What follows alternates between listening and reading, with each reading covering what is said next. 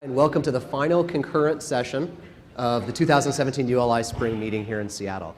As part of the host committee, chairing the programs committee, I'm extremely excited that we've been able to pull off a successful spring meeting, and very hopeful that each of you have enjoyed your time in Seattle and got an appreciation for the remarkable city that we live in and the great companies that we have here. It's been a very fun spring meeting. My name is Dan Barrett. I'm an Executive Vice President at Sellen Construction. We're a large commercial general contractor here in the Seattle area, doing a lot of work with some of the developers here in this room and many of the great clients that are around our city.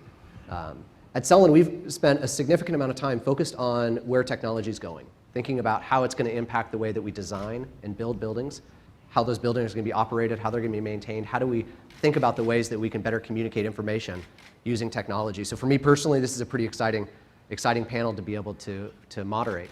We have two incredible thought leaders up here that are going to talk about where technology is going. We'll highlight those things that aren't just what you're experiencing today, but when we set this panel up, knowing that there's a lot of technology companies in our backyard, this was sort of a requisite panel session for the Seattle market. We also didn't want to just go 20 years ahead and get too sci-fi. We wanted to look at something that is going to stretch you, is going to sort of push into bounds that I would say most of you may not really have a regular daily experience with. But maybe more importantly, we also wanted to make sure that we brought practitioners up here, people that are actually putting these technologies to work, and give you an opportunity to get a peek behind the curtain of what the future of technology might look like for our industry, the ways that our buildings will interact, the way that our buildings will also be part of the community that we're in. So we have an exciting panel, an exciting session. The way that we've set up the session is sort of a TED Talk style, if you will. Each of our panelists will spend about 20 or 30 minutes kind of going through a series of slides that they've prepared. Again, it's this peek behind the curtain of some of those emerging technologies. Then we'll open it up for some questions and answers. I've got a few questions that I can certainly use to prompt the audience, but we have microphones sitting in the middle. Feel free to wander up there and ask any questions. Before we get going to the panelists, I wanted to highlight one unique thing that we did for this particular session. So a lot of times you might hear about emerging technologies and you'll walk away and sort of, wow, that was really cool. But until you touch it, feel it, and really are able to experience some of those technologies, it's difficult for you to really, I think, get your arms around it. So as part of this session, one of the things we wanted to really focus on is creating an experience for you. So sitting over there on the front, on that table, as well as downstairs at the information booth, there's these small cards. So thanks to Studio 216, who many of you may work with. They're a digital visualization company. They have created a fantastic augmented reality and virtual reality experience for each of you. So there's two things over on those tables. There's a note card, and there's a set of these glasses. So these glasses, if you've never experienced virtual reality before, these are a very easy entryway to experience virtual reality. You get them, you slide them on your phone, and now you're experiencing virtual reality. So there's a web link on this card. If you just type in this web link, it will immediately take your telephone to this virtual reality experience. Slide these on there, put your head up, look all around, hover over some of the hot spots, and it will teleport you into a different space. You've got to try it. It's fantastic. It really, I think, brings home some of the potential applications for some of these visualization technologies in our industry. The second thing is on the back side of this card is an augmented reality. This is a black screen when you just look at it, but if you go to this link, download the app, hover your telephone over it, it shows you an amazing 3D image of the city of Seattle. Very cool. It interacts with the sort of the table that it's sitting on. But again, it's an interesting way to imagine how might you apply this type of technology into your buildings. So that's enough of that. I'll remind you at the end again, we have plenty of those goggles, plenty of those note cards up here and down below.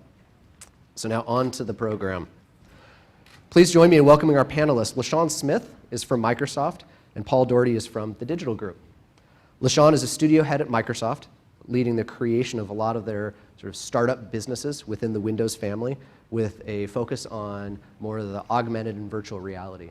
As we learned at dinner last night, LaSean started really tinkering around in technology when he was about 9 years old, and has since then participated in several companies that have been early adopters or sort of early pioneers in many of those more cutting-edge emerging technologies that we're experiencing today. And his presentation and the opportunity to have LaSean give a presentation to us is fantastic.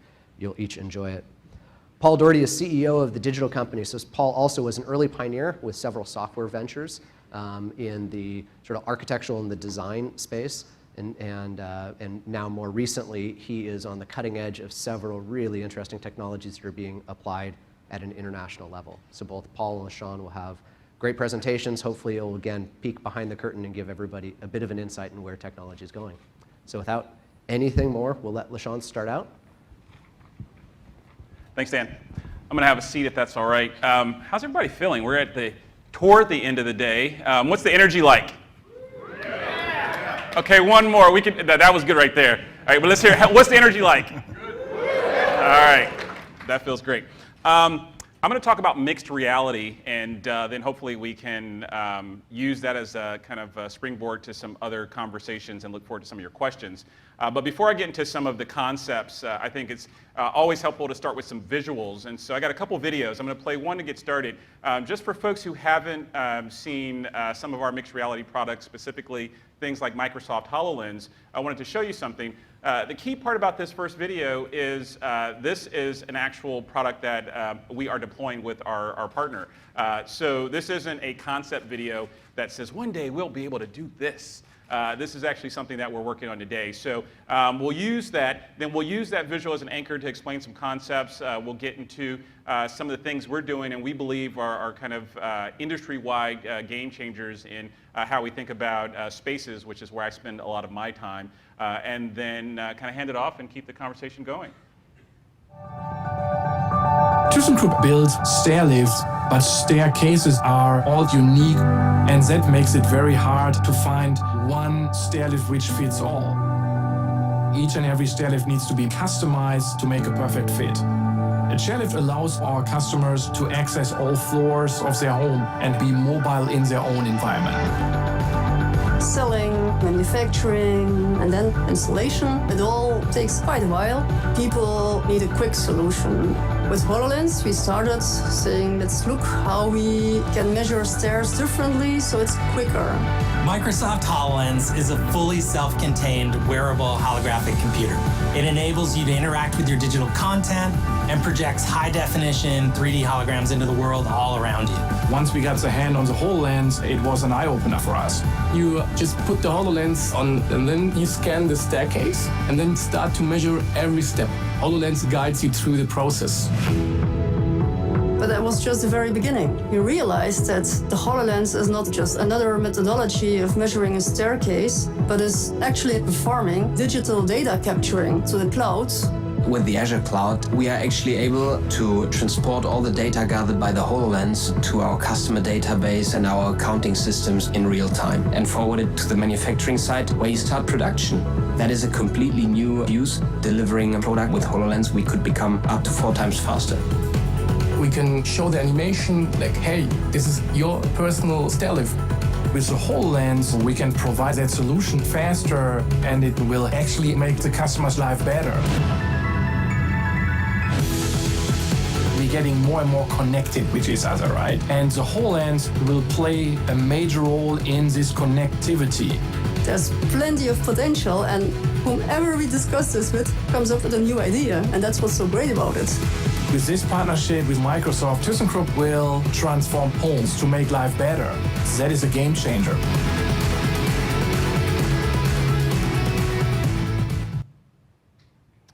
So I think one of the key concepts here for us when we think about mixed reality is, what's our business driver around this? And at Microsoft, we're focused on kind of 3 broad areas across all of our product groups. One is around productivity, not surprisingly. One is around the cloud. And then one is around this concept that we call more personal computing.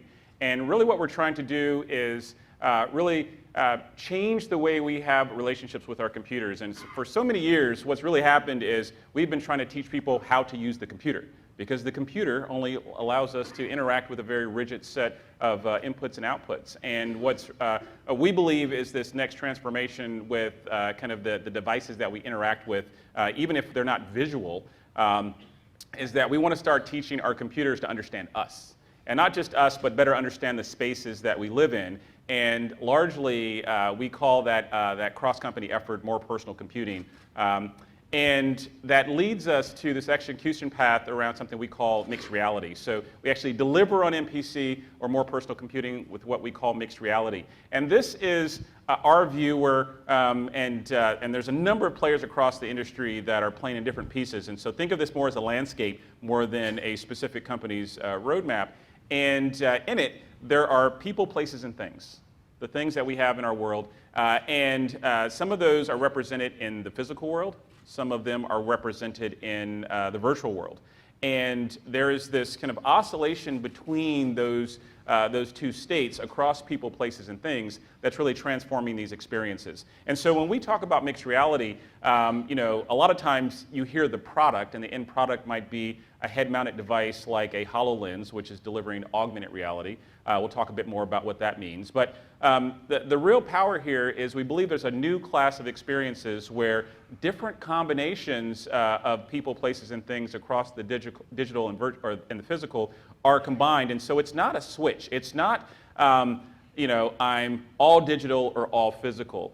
It's almost like this slider. And if you think about how our world is composed, it really is people, places, you know, things, and, you know, maybe an optional set of ideas. And if we can find a way to blend the digital with the physical, we can do some really interesting things.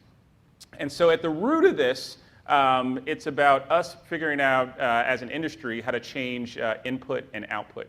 And if we really boil down all of this, you can really get it down to three simple things. We're changing the way we interact and input to our devices. We're changing the way we process that data. And then we're changing how we present and output that data. And you know, this is a funny thing because, you know, look at the mouse, and you can go back to you know, Xerox PARC and other things, you know, back to the 60s. Input hasn't changed a whole lot. So we have keyboards, we have mice, we have microphones. So you speak into a microphone, we'll consider that input as well. And maybe 2007, you know, let's call it when the iPhone comes out, touch becomes a new first-class citizen on input. But outside of that, you know, we haven't had much transformation. And on the output side, very similar structure, right? We've had screens, we've had speakers, and you know, I guess you could call printers in that bucket as well, right? So we've had this kind of fairly standard way of getting information into a computer, how we get it out, and then how we present it. And you know, for us, we really believe that there's a kind of a new transformative set of inputs and outputs, and you're not going to see every device have every one of these. But we're doing some really interesting things around, again, making the computers understand us and our space. So rather than learning a QWERTY keyboard, we're going to do better with your voice. Rather than telling the computer in words what you might need, you might just speak naturally. You can provide context by your gaze. And we actually have kind of compiled a whole set of interaction mechanics around something we call GGV, which is gaze, gesture, and voice. And this is a set of investments, again, not just Microsoft, but across the industry, to really think through how can we use our natural interactions to interact with our machines in more human ways. And so when we think about you know, that input, that processing, and that output, the first thing we've got to figure out is where do we get the data from? And you know, we'll continue to use our phones and our PCs and other types of devices. But we're very bullish on IoT as a point of data collection.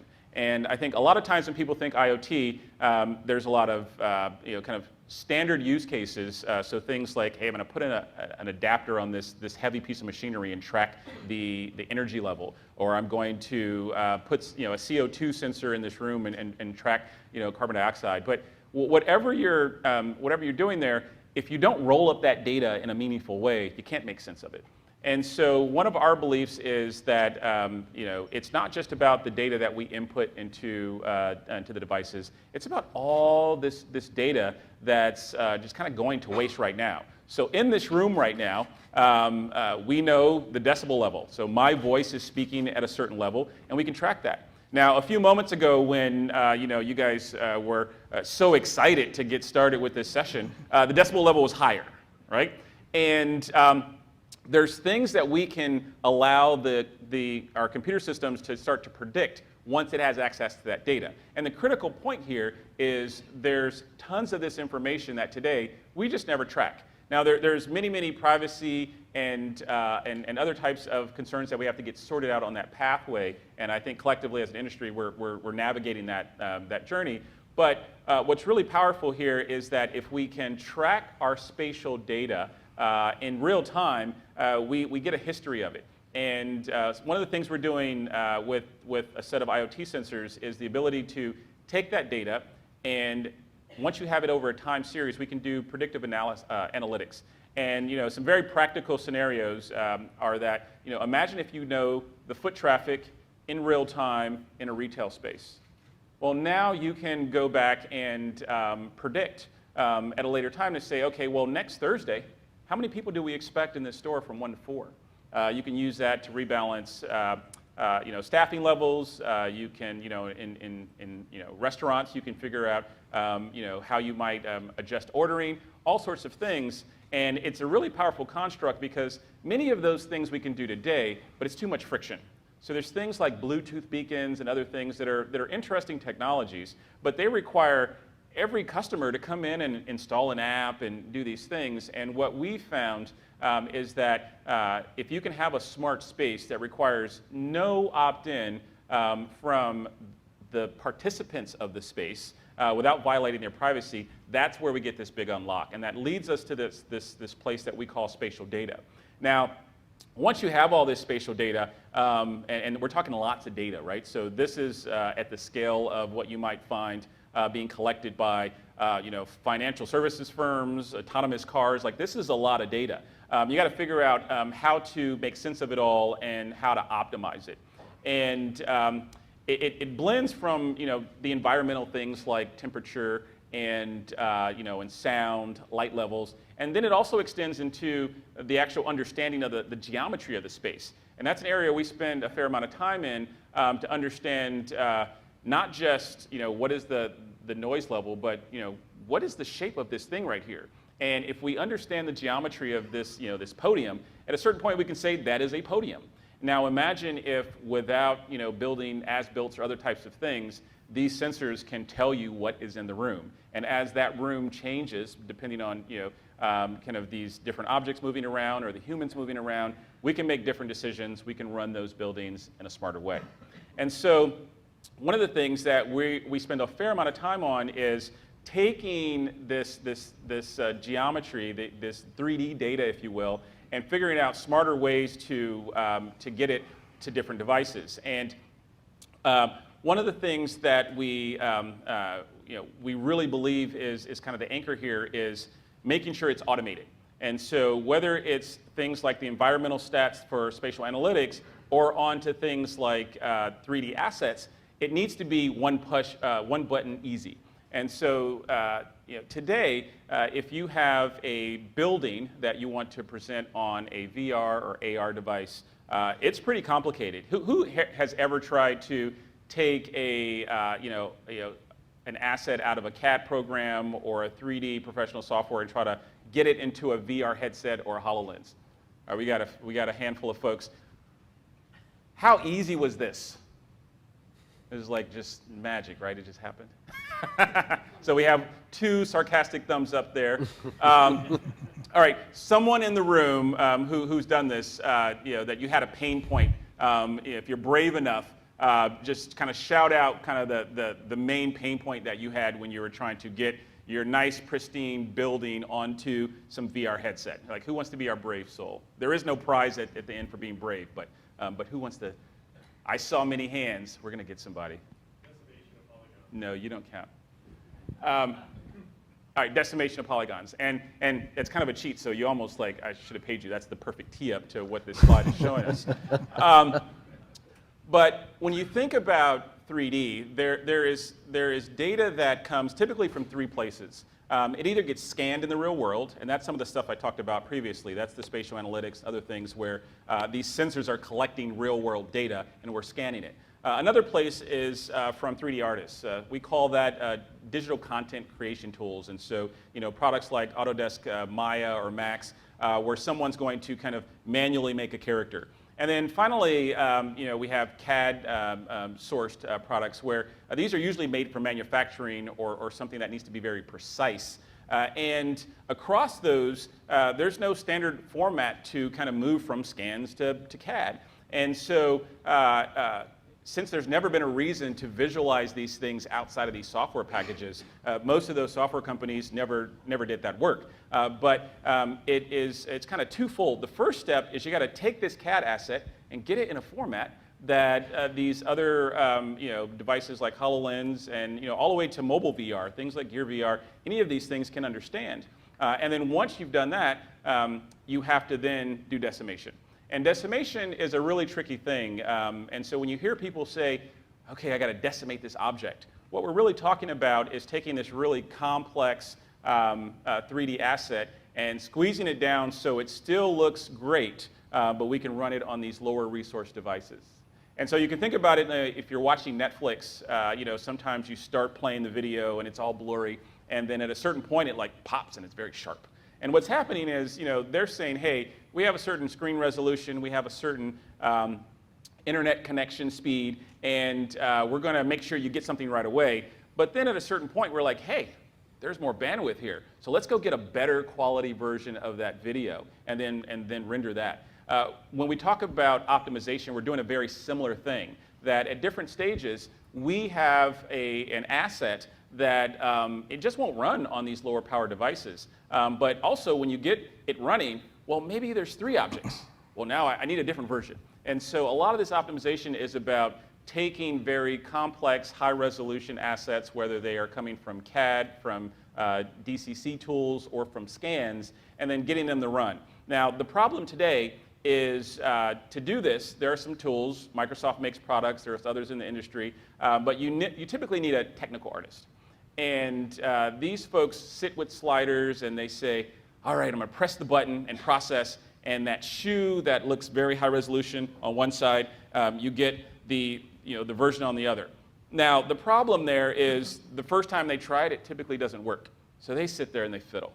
And the magic is automation. And so what we're invested in and where the whole industry is going is that you're not going to mess with these sliders.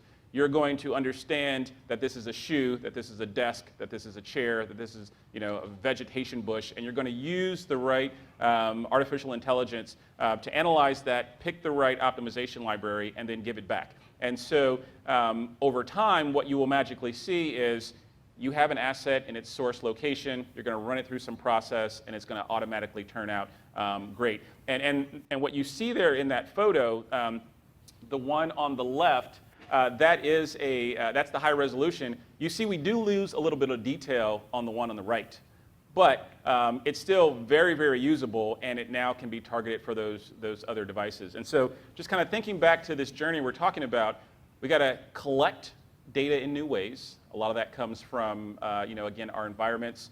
It comes from us listening and watching the applications in different ways. Then we got to process this data. This is about processing it so we can move it around. And then we got to figure out how we present it.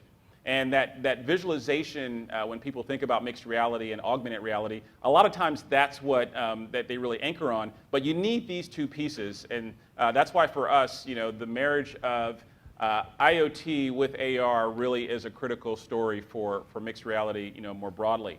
And when we think about visualization today, really taking advantage of mixed reality, it's mostly around head-mounted devices. And so you guys are going to get a great sample with the VR starter kit there, and hopefully that gets you super excited. So anyone who hasn't started, that'll be your first foray. But what we're really trying to do is provide new ways for people to see the world in context. Because it's one thing to say, here is a piece of content that is in 3D, but when it's in my world, that becomes really powerful. And for a long time, we've had things called heads-up displays, HUDs. If you've seen like a fighter pilot, with a fancy screen, or the Terminator, you'd have basically a screen that you can see through that shows you information. Now that's interesting, but it's not very useful in a set of broad options. And so that is what we call body-locked rendering. So as you move around, the content kind of moves with you. It's kind of locked to your body. Now there's a better experience here if we can take the 3D content, even the 2D content, and place it in our world. And so what you saw in that ThyssenKrupp video, which is really powerful, is that they have an understanding of the space that they're in, and as a result, they're actually able to lock the visualizations in that space. And so that's highly transformative, both in or actually all stages of any project where you are building something. And so as real estate developers and others in the industry, there are many, many steps where you can integrate this into your workflow. Now, it gets even better that we can move simply beyond world locking, and we can actually make these things look like they belong in the world. And this is our aspiration, that we're not just taking web pages and pinning them on the wall, which we can do, but we can also take kind of content that looks like it is a physical thing, represent it digitally, and that allows us to get back to this thing we're talking about, where we're blending people, places, and things across the virtual and the physical. And the payoff is that you get to kind of add superpowers to all sorts of things. So imagine if there is a HVAC vent and you need to turn down the air. Now, that control panel is probably somewhere in this building that I don't have a key to, but if I'm kind of going around, I could look at that and send an event to a system that says, HVAC AB7, we would love to have the air turned down a bit. And effectively what we get to do is add a screen to everything in the space. And that's a really powerful construct. And what we end up being able to do is blend this world between, again, the physical and the digital. Now that begs a question that, well, what will we end up with? Will we just end up with white spaces that are all augmented? And the question is no, obviously, right? But we should not be, I think, so resistant to that change that we're not embracing the fact that simpler spaces that can be augmented might be really interesting. There's a great quote that says, if you don't embrace change, you might end up, begging for change. And we think that's really at the core of what's going on. This is this new world where we're really transforming things, and the way we think about our spaces is going to be really transformative. And so, as you think about your world, whether you are, designing, you're building, your marketing buildings, or you're, prepping things for operation, there are really interesting applications for mixed reality across the board, and it's that pairing of IoT with AR that we think is kind of the real unlock. And I'll leave you with a video from one of our partners who's done some stuff in the AEC space, and hopefully it starts to connect and come full circle. Architects are dealing with shapes and spaces and light, and they dream in 3D. And then you need to translate this design into a set of 2D documents. HoloLens present a completely new paradigm. Trimble provides design solutions for architects and structural engineers. Anything that involves getting dirty is our business. Literally hundreds of enterprises can be represented on a job site. Today, the best way those companies have to interact with each other is paper drawings. But people aren't good at visualizing 3D. Microsoft HoloLens is a head-mounted, self-contained computer that lets you see holograms in the real world. You get the physical model as a focus point for the team to collaborate around. And you get the hologram with the flexibility, with the ability to run quick iterations. You'll see how we brought in the courtyard that you suggested. You see that mouse go off the screen and into holographic space, and you're then interacting with the hologram with the mouse. The thing that we can do for architects is really give them much higher confidence around decision making. One way we can do that is we can allow them to literally immerse themselves in the scene that they're building and see street side how the building's going to look. Visualizing design data in the context of the real environment is a much better way to make sure the design is implemented correctly on site. Microsoft HoloLens allows you to collaborate with somebody regardless of distance, like they were there. Hello there. Hey, Igor, where they're trying to put this door, there's a beam behind here. I'm looking at this beam.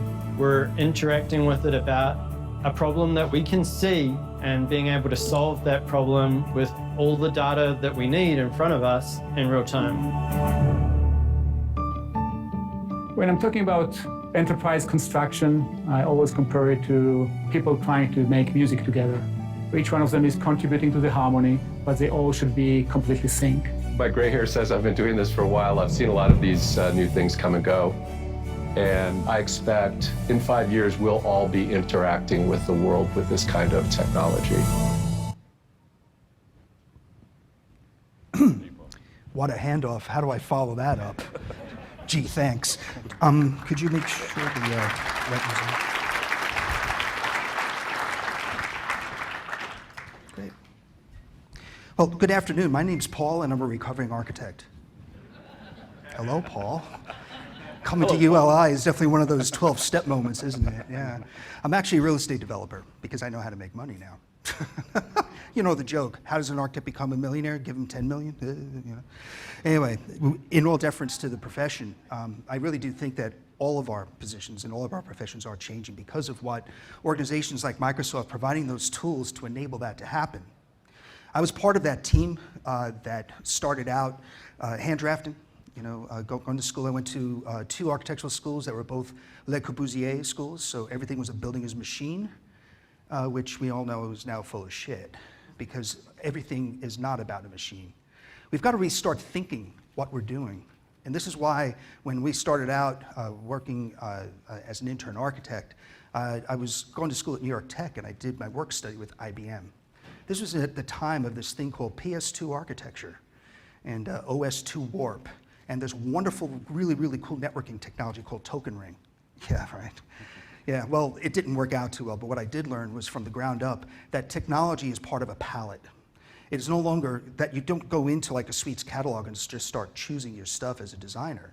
Those days are long gone. We do have new palettes that we need to start taking a look at, and it's not just about the technology, or at least the technology that we've been used to. The technology we have been used to is about information technology, but what we're seeing now are processes, hardware, like what LaSean was talking about with the Internet of Things. But what we're providing and what we're failing to recognize is that we're providing the context of what that means. Meaning that when we start to think beyond the application and beyond the app and we start thinking about the data, interesting things start to happen. So after I did my gig over at IBM, we formed this little company called Charles River Software. And we had this really cool algorithm that would take 2-dimensional CAD and create a parametric way of making changes so that you didn't have to go back to every sheet and change it. Well, we renamed ourselves Revit, and we got bought by Autodesk. And unfortunately, we actually created a tool that was actually marketed wrong. Because with building information modeling, or BIM, it was meant that there was a new type of professional that needed to emerge in the design and construction class so that the people that owned and operated buildings could actually then take on the automation that Microsoft is talking about. We never made, and we never crossed that chasm because it has been sold as a design tool and was never meant to be that. It was meant for a class of folks that knew about means and methods called virtual design and construction. We're finally starting to see that professional emerge. But we now have a bunch of BIM wash out there that when an architect or an engineering model comes in, the first thing the GC does is redo it. And then all of a sudden the trades come in and go, no, that's not how it works. So really what we're looking at right now are the union shops here in the United States being the lead of true BIM. Isn't that interesting? The subtrades, they know how this stuff goes together, and that's what we need. We need the intelligence behind that data. That's been our problem. We've been hiding behind, well, you can't get fired for buying Revit or AutoCAD because that's where all the data resides. We got to stop thinking that data resides within actual programs. It's actually now out. This idea of big data, we've always been part of big data as this industry. We just call it different things. So don't get afraid when you hear a lot of these terms, because what we are right now is an age of the art of the possible. There's never been a greater time to be in real estate right now because of this cyber-physical relationship. We don't realize it right now, but we're right now in the middle of the age, the 4th age of the Industrial Revolution. We've moved way past the information age and into this cyber-physical relationship where your building will have such intelligence that it will communicate with other buildings in order to make your world safer, more secure, and a more delightful user experience. Now that sounds all nice and fluffy. How does this really work? Well, I got involved with the Obama administration just as I got out of my last startup, and we were working with some pretty big data sets we were taking a look at BIM beyond Revit and beyond the individual building. And what we were doing was working in India and China with these large-scale cities that they were calling smart cities, multi-BIM environments. And what was really interesting about that was that we were using American tools and American innovation to help these third world countries actually emerge. So that caught the eye of the Office of Science and Technology at the White House. And they got us involved with some amazing folks, including Secretary Pritzker of Commerce and Secretary Muniz at Energy, Secretary Fox at Transportation. And they started to push what we were doing as a small company into the forefront, standing next to a lot of the groups that are sitting right here. And so, our relationships in with Vulcan, our relationships in with, the AECOMs and the Halliburtons and all this stuff was really interesting because we were the lead. At the time, we were a 20-person firm. But what we were doing was that we were ensuring that the data integrity of everything that was coming into our project management office was going to be able to have a life beyond. So every time that your consultants, your engineers and architects are hitting that enter key, that's the digital DNA of the built environment. Think about that. And it is no longer about that particular building actually doing something really cool. It's about how that building in context talks to autonomous vehicles and sensors and other buildings. So what we're really looking at is not the Internet of Things, it's the Internet of Buildings and how they can communicate and the way that you can go down to the data point today. It's no longer about mapping databases. I mean, that's so 2016, right? No, we're into the world now where we can get into individual pieces of data that I know geospatially because of inside of my gaming environment that VAV box is actually there. Imagine that for the first time we get real as-built, right? Or at least as close to possible where that is. Because if I know that VAV box is there and my air handling unit's over here and my security system points are all in place, I can now lock them down and actually then have a trusted relationship with another building, maybe in your portfolio, so that now you start to have conversations of transactions. This was the basis for a new currency called Bitcoin. You can do that with buildings today. At Canary Wharf for the Cotter Foundation, we now have we're in our 7th month of a really cool technology that uses existing building automation systems and building management systems to sense who's on what floor in that portfolio of buildings in London. Because of the way then that we can actually then load shed the amount of energy used for either heating and cooling at any point of the day, we can then have our buildings talk to each other. Hey, are you a little low on energy? Yeah, we send it over there. All the excess energy at peak time, we sell back to the grid. In 7 months, we've made a little over 1 million pounds selling energy back to the grid. Yeah, your buildings are revenue streams. Isn't that cool? So this is the world that we're involved with. It's something that we got exposed to in a very big way. During one of the trade missions with the last administration was to the Middle East. I got invited to this dinner with Secretary Pritzker, and she introduced me to a guy named Prince Alawid. He had this wonderful idea about putting up the world's tallest building at 1 kilometer tall in Jeddah, right on the Red Sea. It's a coastal town. And I asked him why, and he said, well, my uncle, who's the king at the time, King Abdullah, he wanted to do this as a monument to him. So we're talking about a vertical city at 1 kilometer. That's actually a picture from this past spring. We're actually up 62 floors up out of the ground right now. We'll top out at somewhere around 252 stories. I still don't know why we're doing it, but we're doing it, right? And we're going to show you some examples here in the next 5 minutes about what this thing's going to be looking like, because for the first time, we really had a greenfield project with a $20 billion price tag. The tower itself is only 1.2 because we're building an actual city that supports the tower for things like, healthcare, fire, civil defense, things like that, and workers. So it's a city of 1 million people that doesn't exist right now with a tower that's going to have 35,000 people that are going to be living, breathing, operating in that particular unit for 24/7, 365 days a year. The architect was the same architect out of Chicago, Smith, Adrian Smith and Gill. They were the ones that did the Burj Khalifa for Omar in Dubai. You'll see how this thing looks. It's very similar, but it's bigger, right? So this was an interesting project to get involved with because we had to really think on our feet. What are the things that are pragmatic that we can get quick wins to start showcasing how we can start changing how we view our cities? Because the contextualization we have right now is a lot of people are talking about smart cities, and the Department of Transportation put out a $40 million grant that was awarded to Columbus, Ohio, during an election year. Ohio got it, imagine that. Right? And what's interesting is, so there's a lot of money being thrown at this. The front page of the Urban Land Institute is all about this smart cities thing. When I read the article, it's like, yeah, that's not really where that thing's going. What we are talking about, again, is safety, security, a better built environment, but more importantly, get rid of the grid.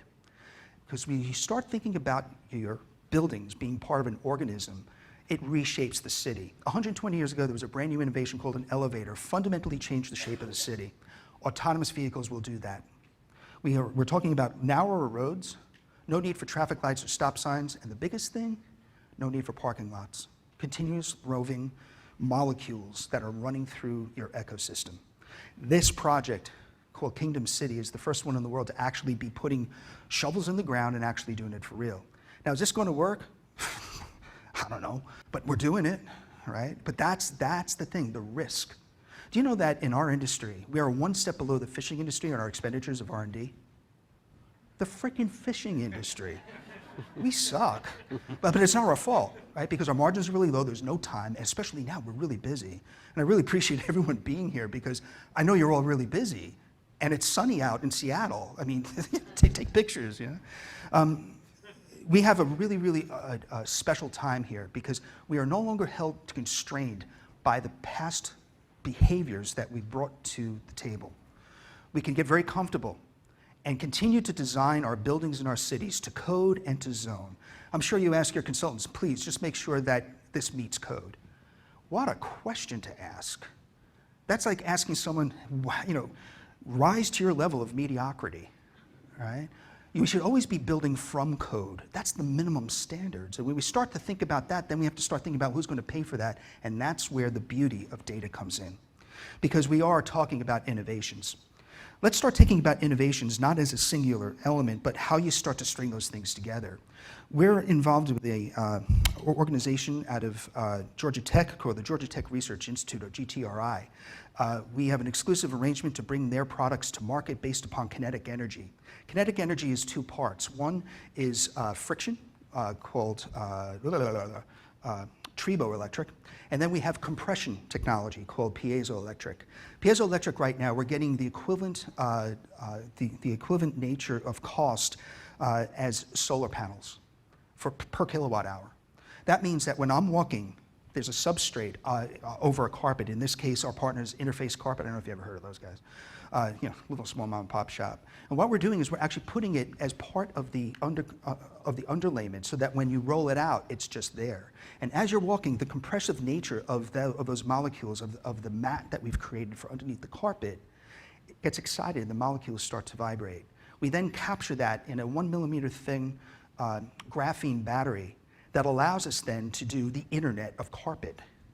So right now we have this installed at Atlanta Hartsfield Airport, the world's busiest airport. By the end of October 2018, the entire A-gates will be off the grid. Imagine that. The other really cool thing that this particular technology does is that we're working with a group called Target. And the same way, and we actually did not have a deep conversation about what we were going to present. So I was very happy you're talking about the retailers. Right now, what we're able to do is work with Procter & Gamble, J&J, and all those guys about product placement within all Target stores. The way they do it right now is potted plants. People stand there and they take, clipboards and do whatever, and they say, okay, that shampoo had, X amount on the average, 15 people this past hour there, and they kind of do it on the average, right? But that product placement is a lot of money. Procter & Gamble pays Target an immense amount of money to make sure that a lot of people see that. Through piezoelectric, because it is, you're capturing the movement of where energy is created, we can actually say that there were 32 people between 9:15 and 10:15, and they stood there for an average of 15 seconds. That's data capture. Remarkable stuff. Now, we've actually moved piezoelectric into the outdoors. Our installation is actually at, oh, by the way, this is the guy at Atlanta Hartsfield Airport. That's a white guy that can't dance. But that's Interface Carpet, and you can see that we had a piezo selfie stand right before the TSA line at Atlanta, and you have a lot of people waiting there. And what happened was you could actually dance, and you could see the LED lights go up about how much energy you created, and then it took a picture, and then you could go over there and put it up to your Instagram or Facebook. Between Christmas and New Year's this past year, we had 500,000 users. Behavior change. People are realizing if they move, they can create energy. We can harvest that energy and do something with it. We're looking right now at doing away in our smart cities with AC. There's no need for AC transmission lines, because when you can actually have energy in place at this scale, we're talking about a DC powered only city. It also means that because you're walking in the interior and the movement is creating electricity, there's no need for rough electrical or outlets. Yeah, you heard it here first. So definitely short sell those people that sell outlets, right? We're doing away with it. Now, of course, we're going to have redundancies, but for the most part, that's not going to be the primary way of actually generating power. It begs that if we do this properly, that within a generation, we will be the most fit nation on the planet, because in order to watch ESPN, you're going to have to move your ass. We also have this now being rolled out, and you can see in the lower right-hand corner the Mercedes-Benz Stadium for the Atlanta Falcons, which will be ready for this season. We have it rolled out right now in the concession stands and the bathrooms, but more importantly, we're putting it on the playing field so that the Atlanta Falcons, as they play, are going to be keeping their lights on. Pretty cool, right? The other one we have is that we just installed at NASA, so anyone going down to the Kennedy Visitor Center, you will see the largest installation of piezoelectric on the planet. Where we're going with this, though, is tying it into autonomous vehicles. Why? Because now all of a sudden we don't have to have charging stations. Sorry, Elon Musk, your cheese just moved. Because we put piezo on the inside of the tires. We have an agreement right now with Michelin tires for our autonomous vehicles, which I'll show you here in a second, of how they actually then move, and it powers the vehicle itself.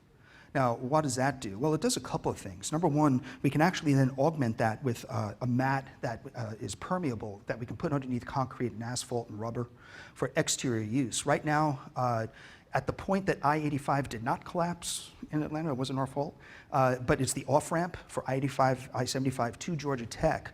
We have about 600 yards of this actually put in place. Sorry, 500 yards put in place. Right now, we're averaging about 600 cars per hour, and we're generating 8.4 kilowatt hours of energy. If we extrapolate that out and put it just into the loop in and around Atlanta, we're looking at somewhere of a 16 megawatt power plant. So we're looking at this as a new way of looking at energy that creates data, that helps autonomous vehicles not have to have stupid charging stations, but it also does some pretty interesting things, behavior change. So I'm flying tomorrow actually to Dubai to do our first installation for the new World Expo 2020. What we're doing is there's 5 major plazas at the event itself. And what we're going to do is that there's an app for you to visit all the different world pavilions, so we can push information to you. We can say, listen, at 2:15, please come to Plaza 3, plug in your earphones and hit play, and suddenly Michael Jackson's going to play. And you're going to have a mob flash dance. We're going to have LED screens surrounding it, and you're going to see the power come up. And after the song, it's going to say, thank you very much. You've just powered enough energy for the lights tonight. These are the fun things that we're looking at when it comes to the ecosystems of energy, transportation, the world of safety, security, and of course, a better user experience. One of the cool things about this, though, just to tie it all up, is that we also have lighting, right? And the lighting we use, of course, is LED. There's a technology out of Sunnyvale, California called Sensity that is actually a diode that runs IP, or Internet Protocol, on the light waves of LED. This is installed right now in the city of Detroit, and every Simon Properties, anyone here from Simon, you guys are installing it in your parking lots. What that does is it creates a 10G Wi-Fi network called Wi-Fi. Remarkable, all based upon very simple individual innovations, but just like an architect goes into suites and you have different divisions that you have to put a building together, that's the way that we're looking at innovations. That's the way you should be looking at innovation. It's not about the individual one, it's the follow-on. And then to find the persistence of data of the things that you pay for and make sure that that data flows all the way through different ways of looking at that information. This is our product. It's out of Italy. We've manufactured this in San Jose, California. It's called the Centipede. We right now have 100 units running in Dubai. This will be also part of the World Expo. These are collision units. This is a 2-meter bus that can actually connect out to upwards of 60 meters long if we want to. The idea is that you get on like an Uber type of system, you get into the vehicle, and then the other vehicle finds another vehicle. You may stay on your vehicle and may ask you to move to the other one in order to peel off to get to your destination. These 2-meter vehicles are so different because the autonomous vehicle software, everyone's like, talking about Mobileye and Apple and Tesla. They're all about anti-collision. We want our stuff to collide, so we're a little different. The other thing we also have done is we signed an agreement with a little Seattle company called Starbucks, where we will actually have a branded pod that when you order your latte, instead of stopping off at a Starbucks, the Starbucks pod comes to you. So you can start seeing where this is going. It's start to challenge our design ideas about what's a house, how do you enter the house, how do you enter a building when you have multiple pods coming at it? What does the front door look like in Victorian age? The Victorian age was actually a time where you put a portico out there because you wanted a little roof so that when you got out your horse and carriage, you didn't get wet. Right? Then that moved to where we had a motorized horse, a car, and we totally sensationalized that and made it part of our family. We even gave it a house called a garage. Right? Now what do? Well, when you have autonomous vehicles, there's no need for that garage, so that actually becomes my man cave. Yeah. The other thing is then how do you enter the house, right? Especially when you're lazy that night and you call up your local restaurant and the actual chef and the sous chef in the kitchen comes and plugs into your home. What also happens then after that when you actually go to work, but there's a lot of pods, do they queue up? Or are we starting to set up office building entrances like airports? Very, very interesting designs that we're being challenged with right now because of these innovations that will affect the cyber-physical relationship. Finally, this is what we've designed for Wellington, New Zealand. We have 470 buses coming out in September. These are fully autonomous electric vehicles with a torque that is uneffing believable. Right now, the problem with electric vehicles is that the torque, the engine power, is pretty good on flat surfaces, but up and down, man, you're really pushing it, especially when you're talking about a bus. So this is the world's first translucent bus that drives itself. It has a high torque engine to go up the hills of Wellington, because Wellington is very similar to San Francisco and Hong Kong, very hilly. The really cool part about this is that the bus pays for itself. It's entirely free because, as you can see, the target marketing, that at any one point you are seeing what is targeted to you because you use an app to get onto the actual bus. When on the interior of the bus, the advertising and the branding lifestyle comes to you. Our partners in this is the world's largest advertising company called Dentsu Aegis Network, or DAN, and we are flipping out over this thing. Because just imagine where this thing can go for information, safety, security, all that stuff that we've been talking about. Finally, I just want to quickly go through this. What you're seeing here is the HoloLens. We are big fans. That was not a setup, but thank you. This is a partner of ours called Martin Brothers. This is a drywall contractor in Southern California. They are responsible for the drywall fit out for the majority of the Wilshire Center, the brand new topped out highest building west of the Mississippi. They used no floor plans, they used no BIM, they used the HoloLens to put in place all the track and all their drywall. They were under budget and on time. When does that happen, right? So this stuff is real. The ability for the people to learn is almost instant. We had a guy that was there for 27 years as a super, and he didn't really understand technology too well. His big thing was still do push to talk. He still has Sprint, imagine that. And he actually put a HoloLens on. Within 5 minutes, he was clicking away, and that's how they got the job done. So this stuff is real. It's a lot of fun. We are looking at this idea of virtual design and construction with the trades, that the individual pieces of data that people are creating are actually pushing us into a world where we can have multi-BIM environments. In this case, this is Washington, D.C. We have a little over 93 cities fully modeled, geospatially perfect to 1 centimeter, both above grade and below grade.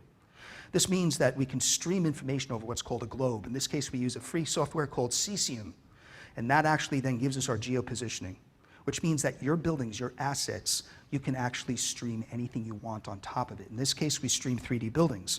Then we can actually put data sets in behind it, anything we want. In this case, we're measuring all of the energy usage in Washington, D.C. and color coding it in a dynamic color-coded way. How much greenhouse gas emissions is this district putting out? How are my buildings performing on an individual scale with authenticated and trusted data for the first time? We're not guessing anymore. So this is not for the faint of heart. This is also very transparent. So if your buildings are underperforming, everyone's going to know about it, right? So peer pressure for actually making sure that your buildings are optimized, right? And I do mean optimized. I don't mean, listen, this whole idea of green and LEED and, LEED AP, LEED FU, stop it already. When I went to school, it was called good design. When I go to get my taxes done, I don't give a gold star to my accountant because he uses a better freaking calculator. Why are we self-congratulating ourselves? We're supposed to be doing that, right? So that's why when I look at all these things, LEED is not about a big plaque up on your lobby. It's about, does your building perform well, right? And that's what these things are going to start showing. What I'm showing right now are some drafts that we had for the new Google campus. And what we're doing is optimizing that for usage. People don't care about plaques if it's too hot, it's too cold, or they can't find their way around. Sorry. So we're using the wrong measures. We've got to get out of that thinking. We can market ourselves better. Trust me, we can. And with these types of innovations, we are going to be looking at the world of blockchain in a big way that allows us to take examples like this, which is not running right now, but that's okay. This is the entire city of Atlanta. This was actually used by Mayor Reed to sell the city council and the public on that new Mercedes-Benz arena about the economic impact. So everything that LaSean was talking about, the simulation, that's where it's being driven to. So let me follow up finally with just some projects. Yeah, this is our tower. Again, we're working with Thornton Tomasetti as our engineers, and the contractor is the Bin Laden Group, the largest contractor in the Middle East. This has been a bear to work through, but what we did find is that, and I'm wondering, can this be, can you guys control it from there to just start the video? No? Okay. Well, this was a really cool video that actually showed how this city operates from the standpoint when you don't have a grid, when you do have autonomous vehicles, it's DC powered only city, and then most importantly, how people are actually going to interact with this. Our big breakthrough is that we're calling it right now, it's a code name called Building Siri, which is how people are going to live inside of that tower when we have a 4 meter sway at the top. You're going to want to make sure that people are very comfortable that that's normal. Plus, people want to know, if I'm hopped that high, how am I going to get out of this? Sure, thank you.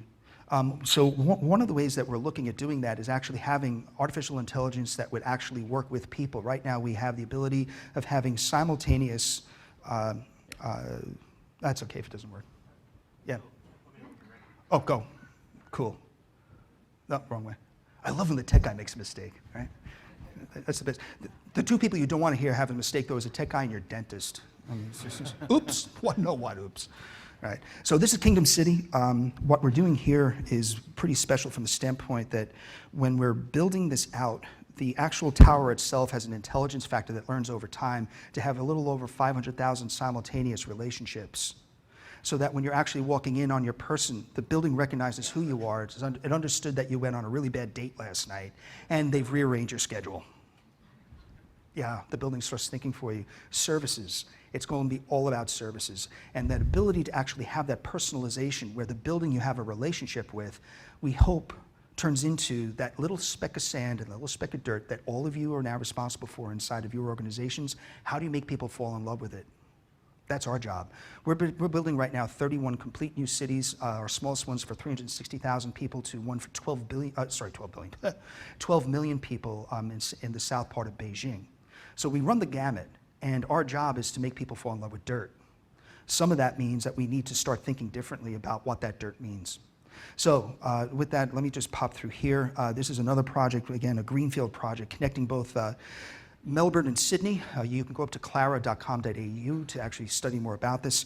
It's a $250 billion program that's privately funded. We're using the value uplift to actually make that happen, meaning that we used Walt Disney's model that we knew that we were going to be using an inland way instead of going around the coastline to connect both Melbourne and Sydney. By doing that, we had to come up with a different type of train, so we partnered up with Japan Rail Central, and we were using a maglev, but maglevs are only good for very short distances, which is great for economic benefit. Now, we're friends with the guys at Hyperloop, but you know, you don't stop in Hyperloop unless there's an accident, and that's a really rough stop. So what we're doing is saying that the shorter distances are actually good because the length that we have 8 new cities that are going to be pulled literally out of nowhere. The closest town is maybe 20 kilometers away for any one of our stops, and the idea then is to create compact, smart cities so that we can start to alleviate some of the issues of the super hyper growth of both Melbourne and Sydney, where they're becoming unlivable. So these are the types of things that we're getting involved with, where we actually then went out with 3 different teams over the past 2 years and bought up farms along where these stops are going to be. Prime Minister Turnbull granted back in August of last year that we're going to do this, and the cool part about this is that then once that was announced, we had a 400% uplift of what we bought it for. We're now borrowing that against Wall Street, and that's where we're getting our money for $250 billion. I'm really simplifying that, but that's what we're doing. We're doing a second one right now with the Kingdom of Saudi Arabia. This is for 5 new smart cities out in the middle of the desert connecting Riyadh and Jeddah. That's because of our success so far with Kingdom Tower. So this is another whole world of looking at contextualization and how do we start taking things like 3D printing to market. So Arizona State University has a great program of 3D printing, and one of the cool discoveries they had was that they were able to make structural sandstone out of sand. What do I have a lot of? I grew up near Jones Beach on Long Island, and I loved making sandcastles. I'm doing this shit for real now. Right? So this is a really, really interesting time. We are thrilled to be here at ULI. I'm going to stop here with some examples of our work. These things are up, either under construction or about to, shovel ready. We are definitely one of those firms that are doing it differently, and I really challenge you to think differently as well. Thank you.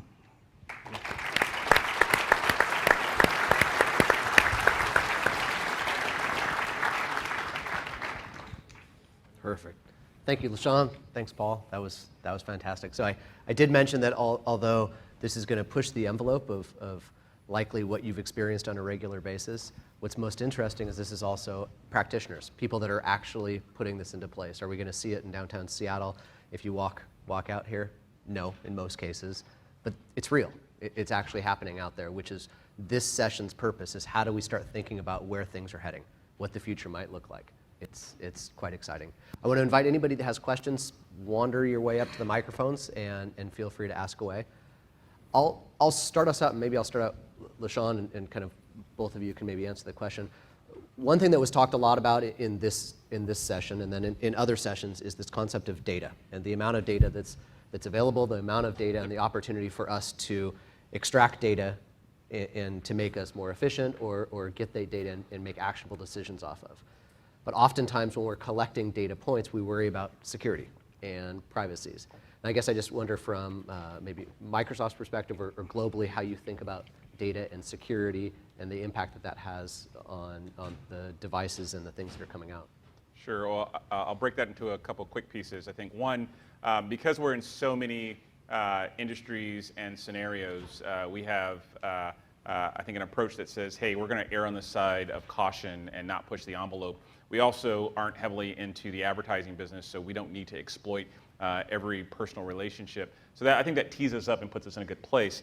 But how we actually take action on that is, we're looking at different ways to think about what or who owns the data. And today, largely when you think about data, it is from a kind of a person standpoint. So this person has these files or has this internet browsing history or has these things.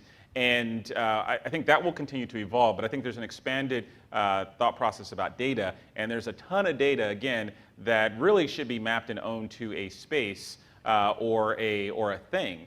And so I think there's going to be a lot of really interesting innovations about thinking who owns the data that's generated by this space, how do you control it, how do you share it, and then how do the network effects compound once you do so.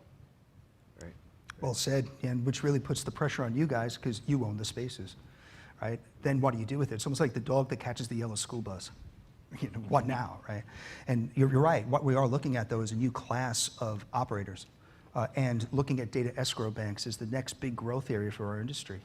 Where are you going to find that trusted data? Because actually, you're not so much worried about the security standpoint when you're talking about hacking. Those can be solved somewhat, I won't say easily, but there are methodologies and processes that are in place that make that happen. There is no silver bullet, by the way. There's always like a layering of how this happens. In the case of how we actually operate our cities as a city operating system, because we have to have a 3D city operating system for everything to be managed, is that it's only in an instance of the browser session itself. There is no monolithic, mega data center that houses all this data. It's distributed just like the internet. The key here is then to have the protocols pull into what we call WebGL, that in that instance, I am then the manager. And we've actually done it that any device that has a web browser, like our iPhone, can actually be the city operating system. So we've installed this in a number of different areas around China. And what they're finding is that the people are more receptive to getting their work done because they can get in the field instead of sitting in a situation room. right? Now, what that does is means that when they actually pull it up, it's only on the session for that time that they're using it. And then once they're done, the session goes away, which means we have to have data protocols that say, we want you to be trusted and we want it to be authenticated, and you come together when we call you. But then when we don't need you, it goes away. If you can't find where the source is, you can't hack it. So this is kind of like the coconut game, right? Where's the data? And sometimes they may find one piece of data, but again, just like a good innovation, it's never about the single innovation. It's about the ecosystem. So that's the way, I watch way too many science fiction movies about how people would take over like the traffic lights and have all the cars crash together and all that stuff. So we're on it. I watch this, I'm sort of blown away and thinking about the impact, the reality that some of these things are happening, but then the idea that some of this is still sort of far-stretched. You as individuals, as you think about for our daily lives, the most impactful technologies that you're keeping an eye on, be curious. LaSean, start with you. What is one of the more impactful technologies that you're keeping an eye on as an individual that is spending a lot of headspace thinking about the future? Yeah, I mean, I think if you quickly go through the evolution of kind of client, server, web, mobile, to now this more distributed kind of cloud plus edge world, I think this compounding nature that one, our devices can understand our space and make decisions about that space, and that the cloud is amassing a ton of that data. I think the biggest thing is our ability to use compute to predict. And when I say predict, I'm really talking about a state of a person or a place in the future. So what is the temperature in this room going to be at Sunday at 1:37 a.m.? Now, I don't know if that particular piece of data is useful to making a decision, but we will be able to do that. And we'll be able to say, all right, where is LaSean likely to be at Sunday at 1:37? Hopefully sleep and not working, but the power to me is when you combine the cloud with what we call edge compute, and that's really just running fairly sophisticated computing processes at the edge of the network and then networking those together, we're going to be able to be very good at predicting future behavior of people, places, and things, and that's going to unlock a whole new set of experiences. Yeah, that's well said. I'll probably actually take a different tack because you're freaking Microsoft, and it's awesome because you guys are leading it, right? But one of the tools that you have that I think is probably the most impactful right now, Minecraft, by far. I have a 6-year-old son, right? He plays with people from all over the world in certain sessions, either in survivor mode or what the other model mode or whatever he does with that thing. But what I'm finding is that he and that entire generation are looking at the built environment as being cool. It's almost like, let's make the real estate industry great again. I didn't say that there. But it's really cool because, they're looking at it that they can control things, and the creative nature of them being able to control space and the spatial relations of having characters and other things interact with them is just mind-boggling. I really do hope that Minecraft goes into HoloLens. I'm just making a suggestion there, because that then expands it even further. For those of you that have not been involved with VR, AR, please do pick up these things, although it is a starter kit, because I think it'll start having your mind start to think. We're no longer trapped inside a two-dimensional world. It was always staggering to me how come we create abstracts of how to build the built environment when we're already in 3D. Why aren't we already there? Now when you're inside of the environment, you can actually be inside of the unit itself, even as it's being designed. Here's a for instance.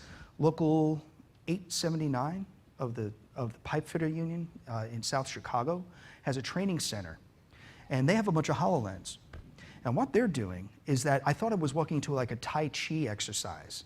They have all these interns, right? And they have the HoloLens, and they're all like doing like this thing, and it sort of looks like Tai Chi. And I asked, what are they doing?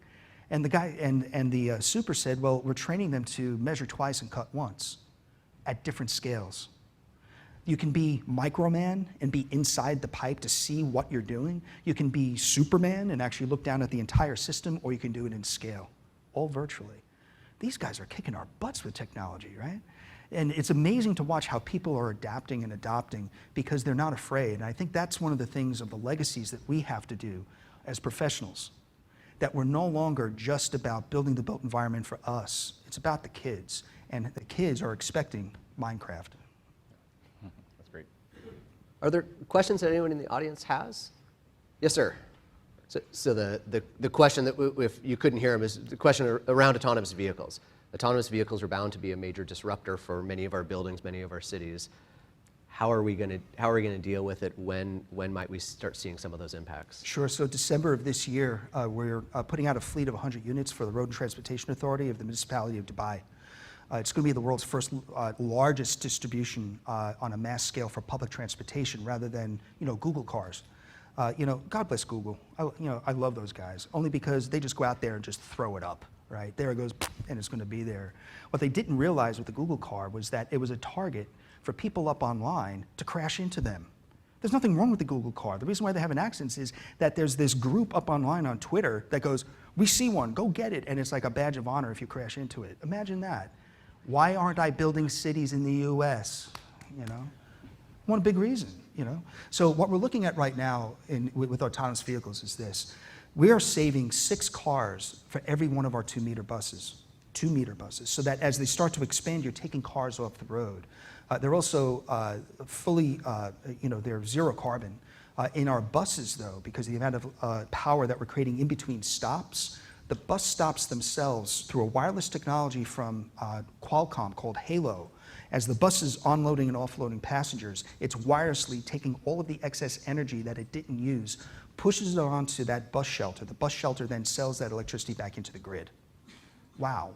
So we're really rethinking what's autonomous, what's electric, and where are those inflection points of how is that going to actually change the shape of our buildings. Here's one, for instance. Because of the piezoelectric, and I talked about triboelectric, we just hired out 3 PhD students at Georgia Tech to take a look at the materials and what it would take to put it on the fenestrations and the building envelope of all of our buildings, so that when wind starts to come, we get the vibration, again, getting another energy source. We're also then taking a look at what types of materials and what would people accept of other vibrations, such as maybe your moment connections don't need to be as tight. Imagine that. So the kinetic energy of buildings themselves and how they're going to interact with vehicles, such as buses as they pass through. The vibration issue is huge. So we're being challenged with this, and we don't have all the answers. We're literally doing this on the fly. The best thing that I can say is that we're being smart about it. That we're pushing the envelope with the research and development, but when we actually implement, it's a big deal. We're not talking about a building. We're talking about a frickin' city, right? We start off with 5 square kilometers. So when we start to say that autonomous vehicles are going to be the choice, we mean it. At Kingdom City, inside of the 1 square kilometer of the CBD that surrounds that tower, no motorized traffic is allowed except for one. Check this out. If you have a Ferrari, you're allowed to drive down Ferrari Way to get to the tower, because that's what Prince Alawi drives. So I know you'll have your Ferraris ready to go, right? Yeah. But yeah, so autonomous vehicles are they're still a big question mark of the extent of the disruption. But right now, we're just discovering, like peeling an onion. We'll do one final question, then we're going to wrap up so everybody can make it back to the day. 2 quick questions. My first one is, do you ever sleep? No. That was the most amazing presentation I've ever seen, and I'm farthest from a techie you'll meet, but if you design it, can they build it? I mean, I looked at those buses and all these things, and is the building industry keeping up with your designs? The building industry will always be a laggard, but that's okay. It's almost like the stabilizing point is the anchor that we can actually then build from rather than build to. The idea that a real estate company is in the automotive manufacturing business, I never would have thought that in a million years. They didn't teach me this shit in school, right? And the fact that we have to be owners of those things, because we can't let the market just go off. You have to rein it in. So we take positions out in almost every one of these innovations that you see. We have these factory partners, mostly in China, that we have very strict, manufacturing basis of what we want. But your question is really relevant, because, how much do you guys do, right, in order to allow these other industries to have this, this collision point? Working with our friends at Microsoft and other folks that create the tools that allow us to do these things is one of those collisions. They need to have us healthy in order to sell product to us, yet we need their products to make ourselves happy. So there's a real interesting bilateral relationship that we should be looking at beyond this, specifically water, energy, education, healthcare. That's what we should be involved with. We're supposed to know how to design and operate our buildings. If you don't know how to do that now, get out. Come on. You know what you're doing. We can get better. But the idea now is that we have a fresh slate, that we have to see these collisions and actually then make something out of it. And so I embrace these guys. One last area I want to concentrate on is that when you really start to think holistically, is smart farming. Where's the food source going to come from? All these types of things. So the page is wide open. I think that we're into a new era. Everyone's talking about like the modernist movement, postmodernist. I think we're into the organism movement, where everything connects together.